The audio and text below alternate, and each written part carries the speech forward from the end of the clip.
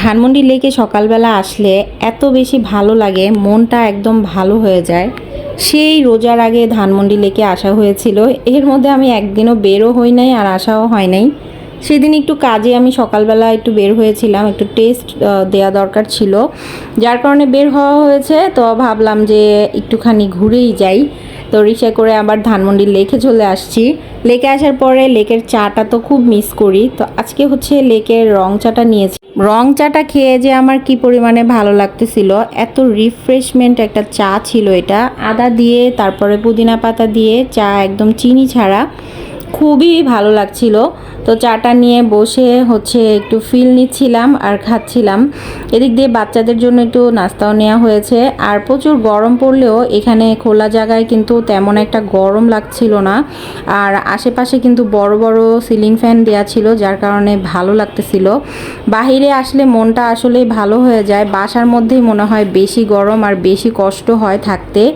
এই গরমে বাহিরে আসলেই আমার মনে হয় নেচারের ভিতরে থাকলে বেশি ভালো লাগে। সকাল সকাল এসেছিলাম, যার কারণে বেশি ভালো লেগেছে।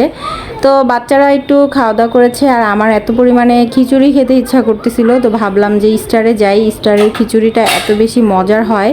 তো স্টারে এসেছিলাম যে খিচুড়ি খাবো, তো এসে দেখি এত পরিমাণে ভিড়, জায়গায় পাচ্ছিলাম না। যদিও পরে জায়গা পেয়েছি, কিন্তু কপাল খারাপ ছিল, কোনো খিচুড়ি ছিল না সেদিন, খিচুড়ি শেষ হয়ে গিয়েছিল। পরে আর কি করা, যেহেতু এত কষ্ট করে বসেছি, না পেরে তখন পরোটা নিলাম। পরোটা কোনো রকম ফর্মালিটিস দেখিয়ে পরোটাটা খেয়ে তারপরে বের হয়ে এসেছি আর কি। কারণ আমরা গিয়েছিলাম খিচুড়ি খেতে, যদি খিচুড়ি নাই থাকে তাহলে আর পরোটা খেয়ে কি আর মন ভরবে। কোনো রকম হচ্ছে পরোটাটা খেয়েছি।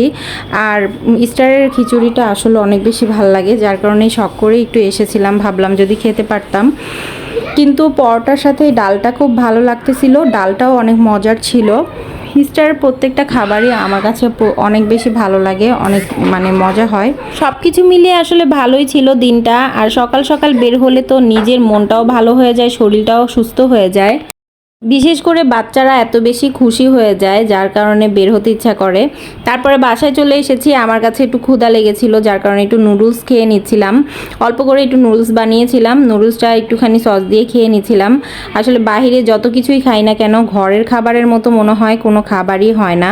তাই একটু ঝটপট আবার নুডলস বানিয়ে নিলাম অল্প করে। আর নুডলসে এমন একটা খাবার, যেই খাবারটা খেলে কখনোই অনীহা আসে না, আমার কাছে মনে হয় সব সময়ের জন্যই ভালো লাগে। যেই জিনিসটা খেতে স্টারে গেলাম সেটা তো খেতেই পারলাম না, যার কারণে বাসায় এসে এখন নুডলস খেতে হচ্ছে। যাই হোক, আজকের দিনটা অনেক ভালো ছিল, সবাই দোয়া করবেন আমার জন্য। আজকের ভিডিও তাহলে এখানেই শেষ করছি। আল্লাহ হাফেজ।